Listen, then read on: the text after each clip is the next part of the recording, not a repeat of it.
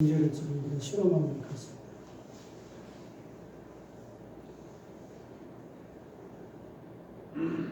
한 주일 동안 평안하셨습니까?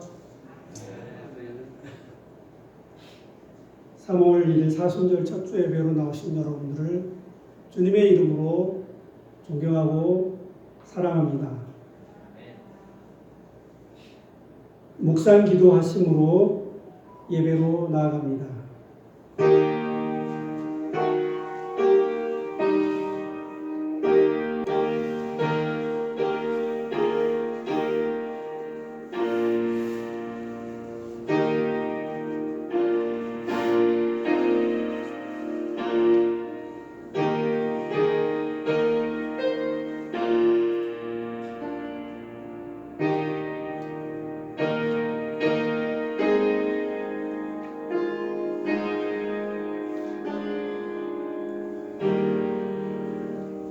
여호와께서 이같이 이르시되 은혜의 때에 내가 내게 응답하였고 구원의 날에 내가 너를 도왔도다.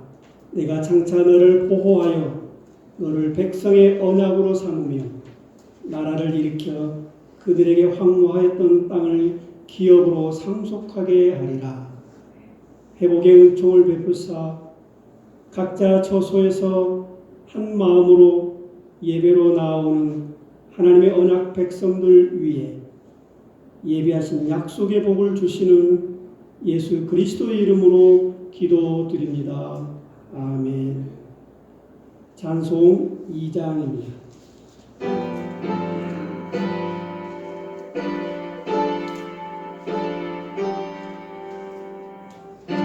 찬양 성부 성자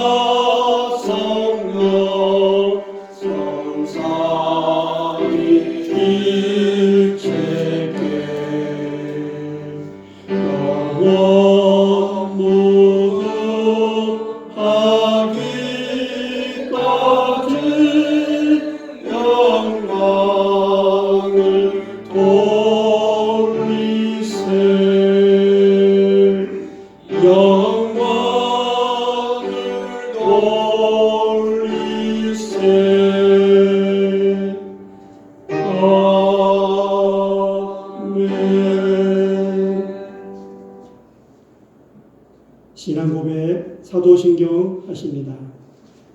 나는 전능하신 아버지 하나님 천지의 창조주를 믿습니다. 나는 그의 유일하신 아들 우리 주 예수 그리스도를 믿습니다. 그는 성령으로 잉태되어 동정녀 마리아에게서 나시고 본디오 빌라도에게 고난을 받아 십자가에 못 박혀 죽으시고 장사된 지 사흘 만에 죽은 자 가운데서 다시 살아나셨으며 하늘에 오르시어 전능하신 아버지 하나님 우편에 앉아 계시다가 거기로부터 살아있는 자와 죽은 자를 심판하러 오십니다. 나는 성령을 믿으며 거룩한 공교회와 성도의 교제와 죄를 용서하는 것과 몸의 부활과 영생을 믿습니다. 아멘. 찬송 70장입니다.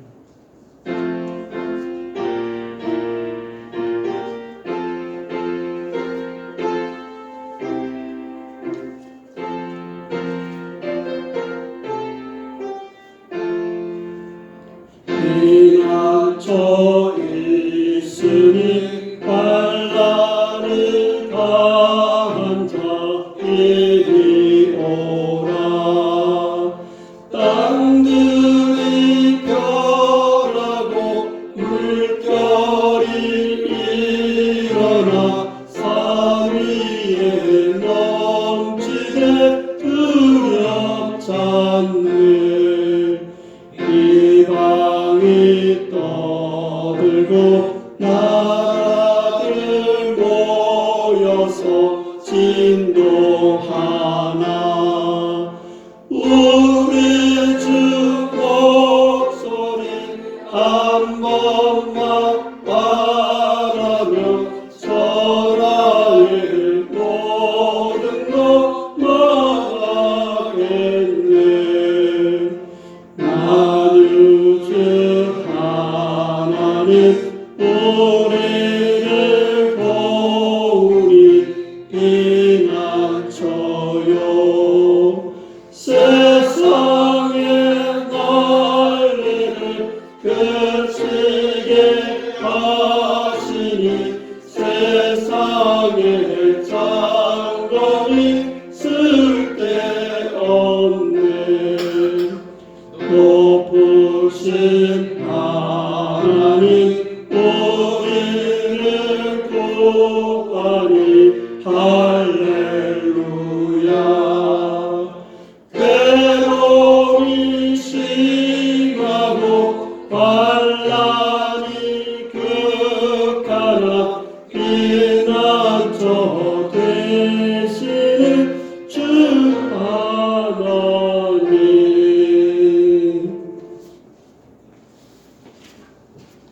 예배를 위해서 장한호 장 우리의 소망과 힘이 되시는 아버지 하나님, 전능하신 하나님을 아버지라고 부를 수 있도록 저희들을 인도하심에 감사합니다. 이 시간 저희들을 지키시고 도와주시옵소서.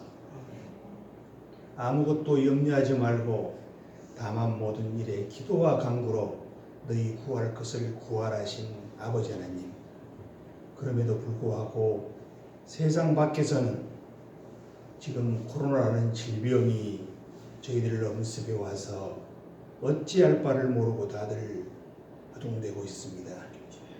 전능하신 아버지 하나님께서 이럴 때 저희들을 지키시고 도와주실 것을 소원합니다. 아버지 하나님, 저희들은 그 질병의 치료약도 또한 예방 백신도 아직 알지 못합니다. 주님께서 전능하시오니 주님께서 저희 온 백성들과 함께 해 주실 것을 다시 한번 소원합니다. 아버지 하나님, 이 병을 크게 널리 퍼지게 만든 신천지라는 이단 집단이 저희들은 14만 4천 명 정도인 줄 알았습니다. 그러나 막상 밝혀진 것에 의하면 30만이 넘는다 합니다. 그 많은 무리들 중에는 저희 교회들로부터 소외받고 상처받아서 그곳으로 옮겨간 이들도 많이 있을 것입니다. 아버지 하나님, 그들이 회개하고 개과천선하여 다시 돌아올 때 주님께서 보호하시고 또 받아주셔서 주님께서 그들을 은혜로 함께하여 주시옵소서. 아버지 하나님, 간절히 기도하고 원하옵나이다. 저희 교회에는 연로하시고 연세가 많으셔서 기저질환 다른 질병들을 많이 가지고 계신 성도님들이 많이 있습니다. 이런 때에 그들에게 건강을 더욱더 허락하셔서 여러 가지 질병이 겹침으로 인해서 힘들어지는 일이 없도록 주님께서 보호하여 주시옵소서. 아버지 하나님을 믿습니다. 아버지 하나님께서 저희와 함께 하심을 저희들은 하늘과 같이 하늘에 맹세하고 믿습니다. 주님, 저희들을 지키시고 도우실 것을 믿으며 또한 우리 박 목사님 영육간의 강건하심을 주님께 기도드립니다. 주님, 저희와 함께 하시고 도와주시옵소서. 이 모든 말씀을 우리 주 예수 그리스도 이름 받들어 감사하며 기도드리옵나이다. 아멘.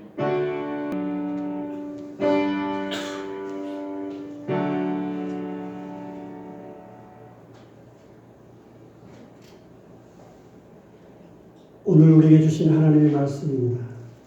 창세기 2장 15절, 마태복음 6장 5절로 9절 말씀입니다. 하나님의 말씀입니다. 창세기 2장 15절, 지키게 하시고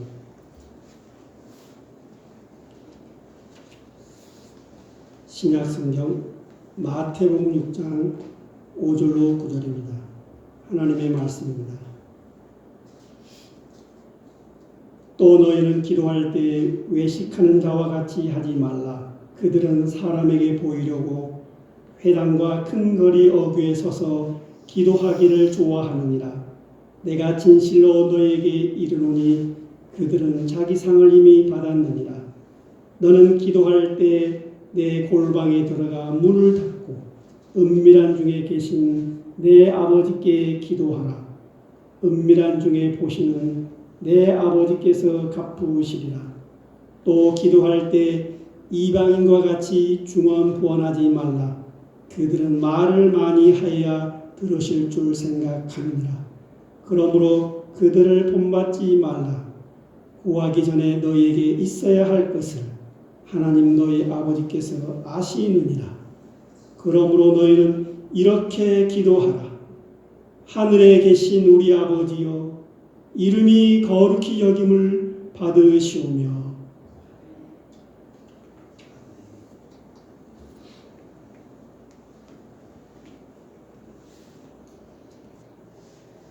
성도님 상호간에 얼굴을 보시면서 주님의 평화를 빕니다.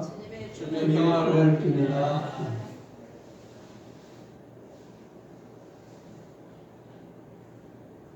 3.1절 사순절 첫째 주 주님전에 나오신 여러분들에게 오늘 주신 말씀의 제목은 치유하시는 하나님입니다.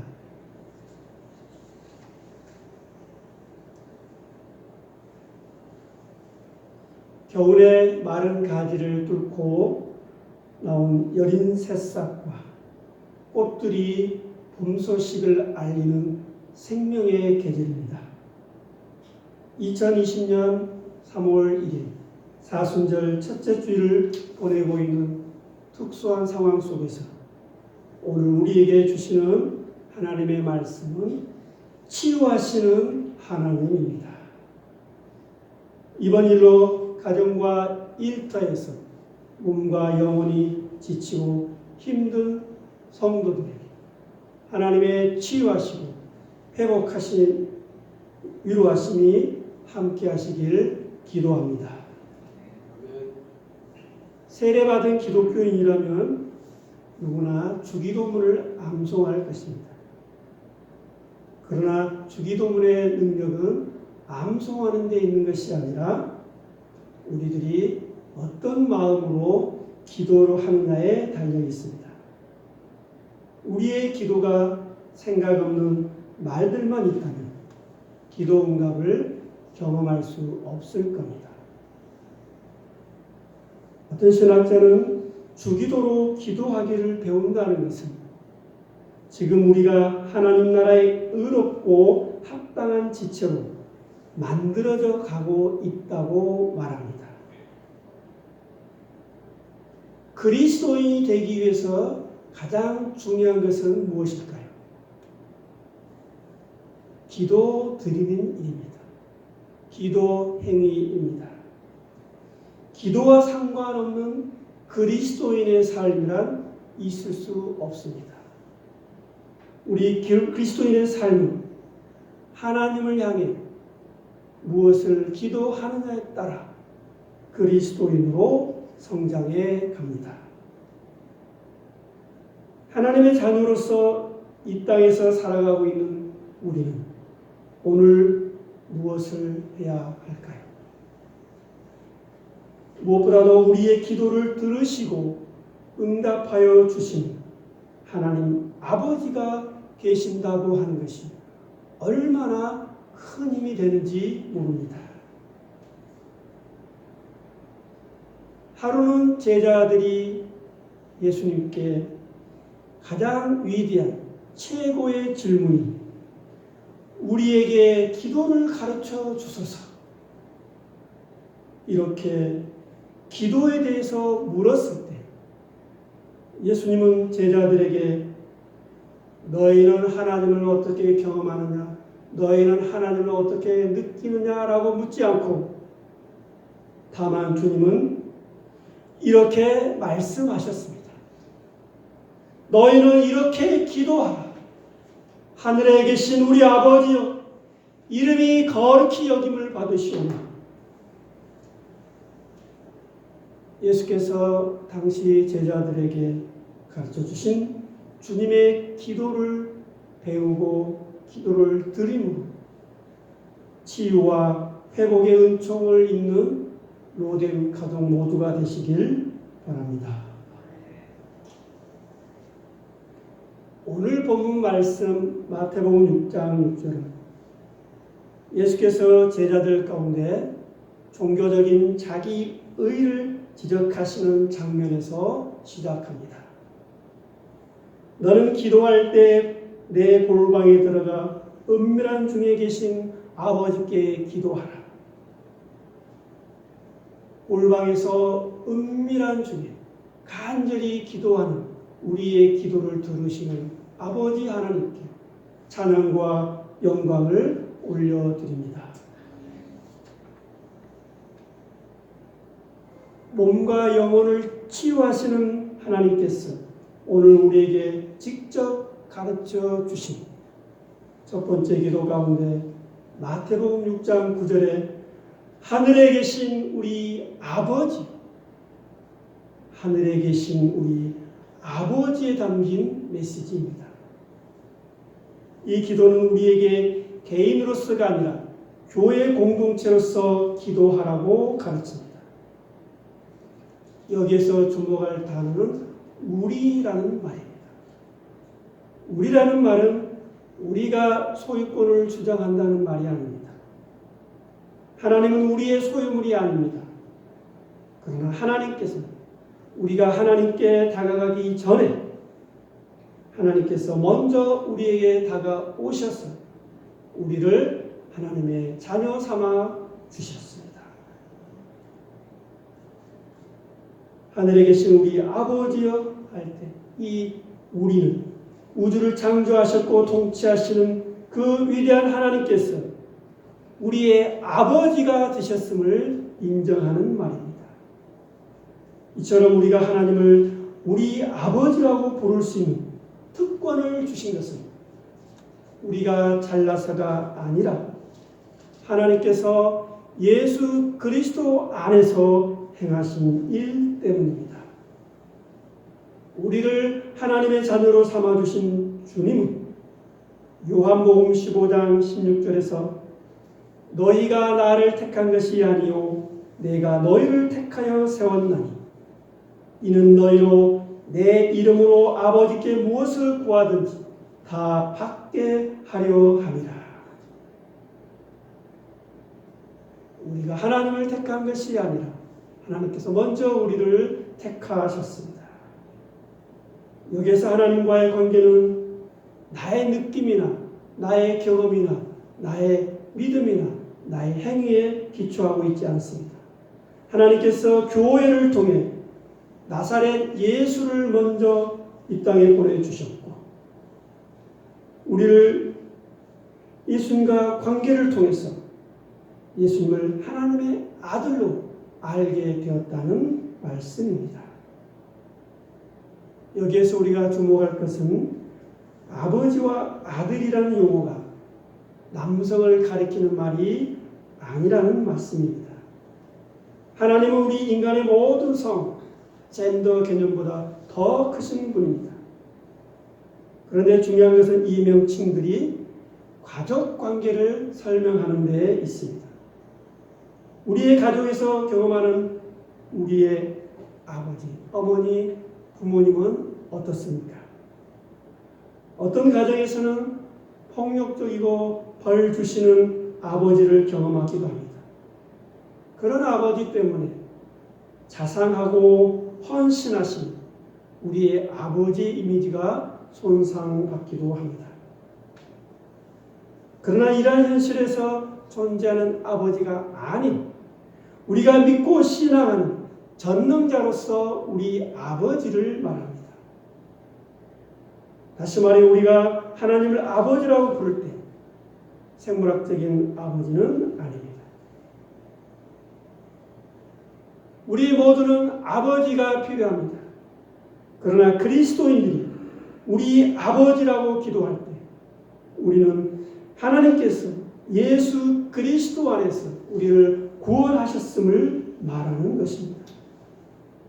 구약 열왕기상 8장 37절 이하에서 솔로몬 왕의 기도를 보니 생명을 위협하는 세 가지, 전쟁과 기근과 역병으로부터 구해달라고 기도했을 때 하나님의 응답은 열왕기상 9장 3절에 여호와께서 그에게 이르시되 내 기도와 내가 내 앞에서 간구한 바를 내가 들었은지 나는 내가 건축한 이 성전을 거룩하게 구별하여 내 이름을 영원히 그곳에 두며 내 눈길과 내 마음이 항상 거기에 있다라고 하시면서 아버지 다윗의 행함같이 마음을 온전히 하고 바르게 행하고 말씀에 순종하며 왕권과 가문을 경고히 해 주실 것이라고 기도에 응답해 주십니다. 오늘 우리가 이 자리에 나와 앉아 있는 것도 부모님께서 우리를 위해서 헌신과 수고로움이 있었기 때문입니다. 성경에 보면 아버지 아브라함이 있었기에 이삭이 있는 것이요 어머니 한나의 기도 덕분에 당대 위대한 선지자 사무엘이 있었던 것입니다. 예수는 어떻게 그리스도로서 자신에게 주어진 사명을 완성할 수 있었을까요?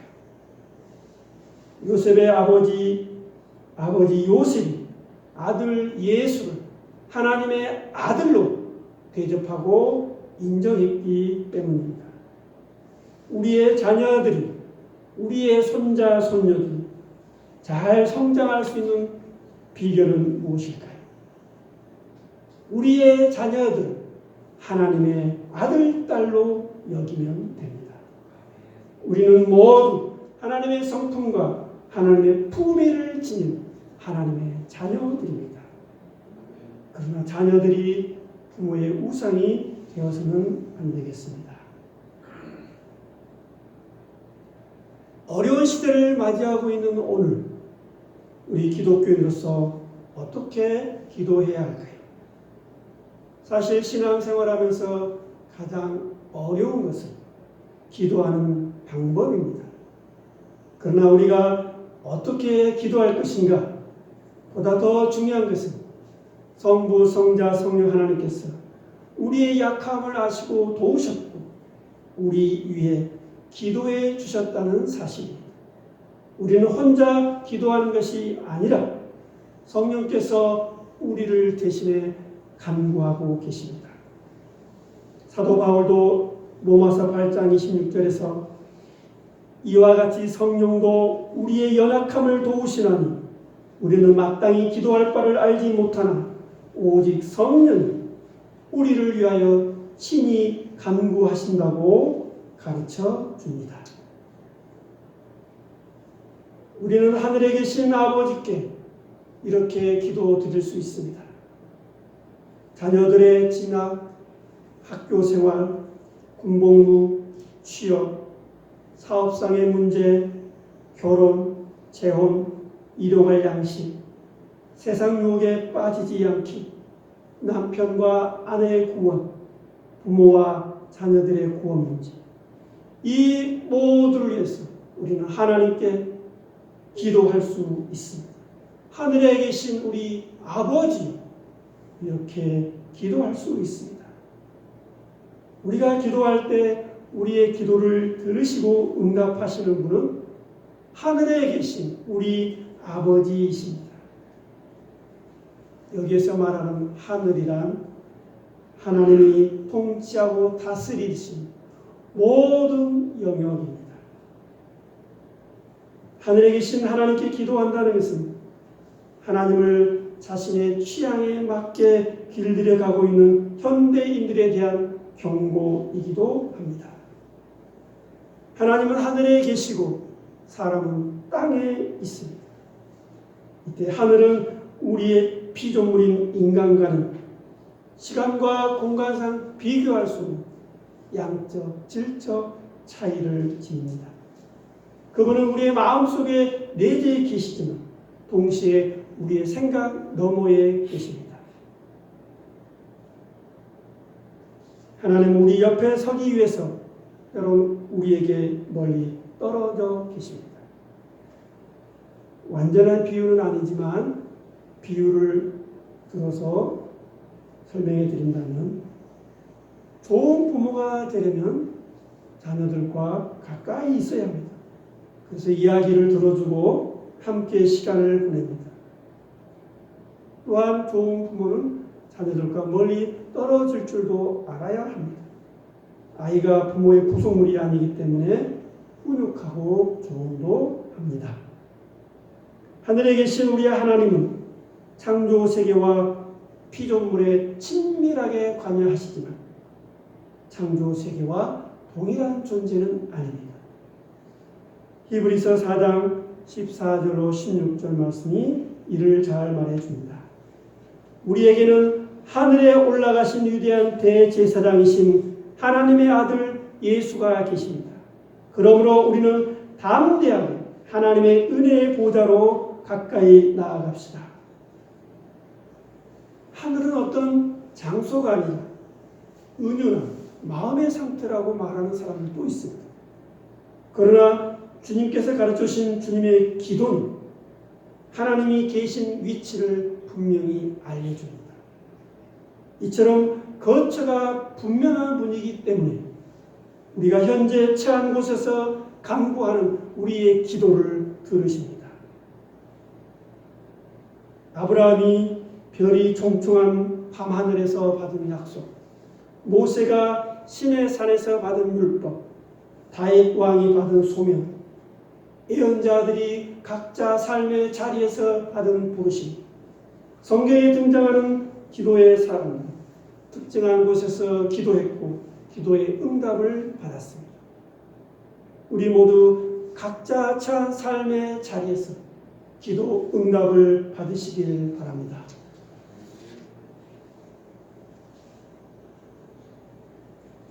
성육신하신 예수님만이 우리에게 하나님의 이름을 가르쳐 줄 수 있는 유일한 분이시기에 하나님을 우리 아버지라고 부르며 기도할 수 있습니다.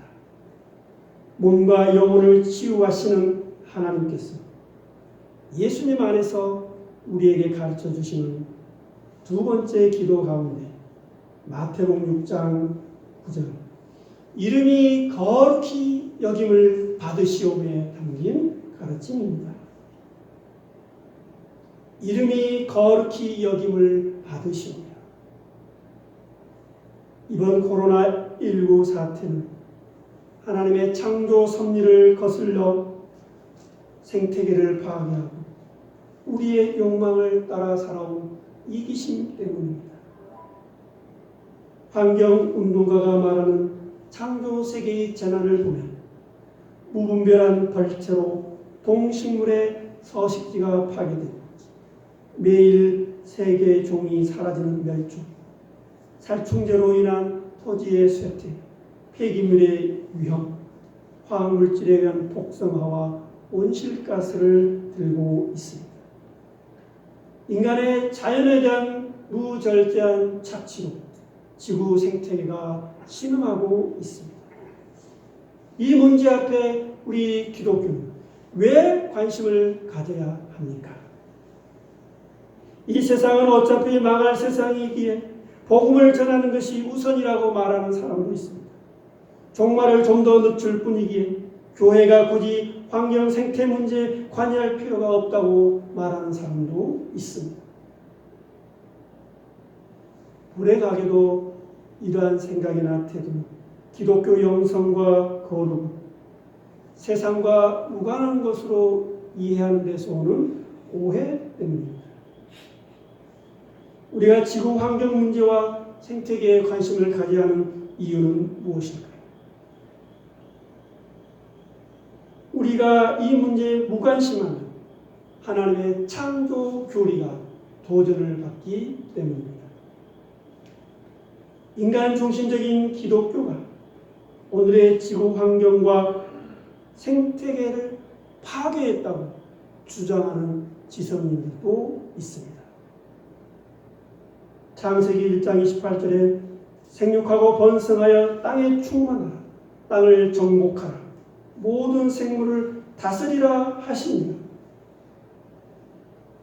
비기독교인들은 이 말씀을 잘못 해석하여 기독교가 마치 지배와 착취를 야기하는 것처럼 오해하였습니다.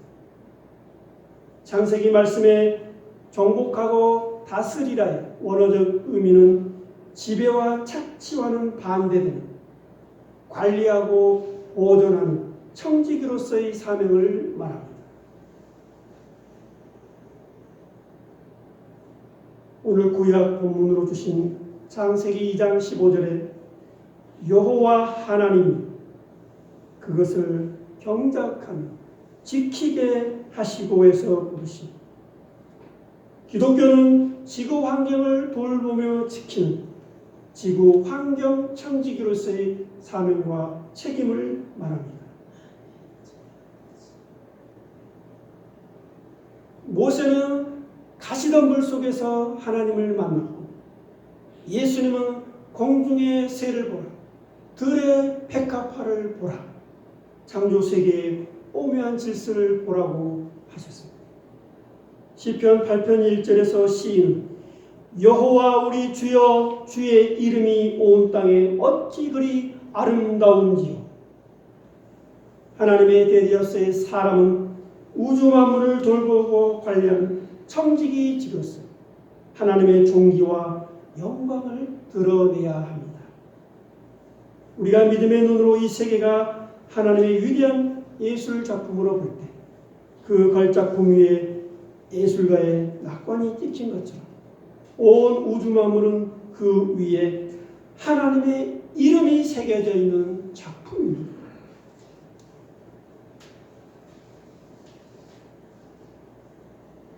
이스라엘 히브리 대학의 어떤 교수가 쓴 호모 데우스라는 책에 보면 21세기가 지나면서 인류는 전쟁, 굶주림, 전염병을 통제하는 데 그럭저럭 성공했습니다. 물론 완전히 해결한 것은 아닙니다. 이제 현대 과학은 자연에 대한 통제와 관리가 어느 정도 가능합니다. 이제 신에게 기도할 필요가 없게 되었습니다. 실패의 사례들도 여전히 있지만 불완전한 세계의 작동 원리라거나 신의 뜻이라고 말하지 않습니다. 질병이 발생하면 발병의 원인이 무엇이며 누가 잘못했는가 알기 위해 조사위원회를 설치하고 다음번에는 잘할 수 있다고 다짐합니다. 실제로 그런 방법들이 효과가 있고 재난들이 확실히 줄어든다고 이 책은 말합니다. 그러나 2010년 신종플루, 2014년 에볼라, 2015년 메르스, 2020년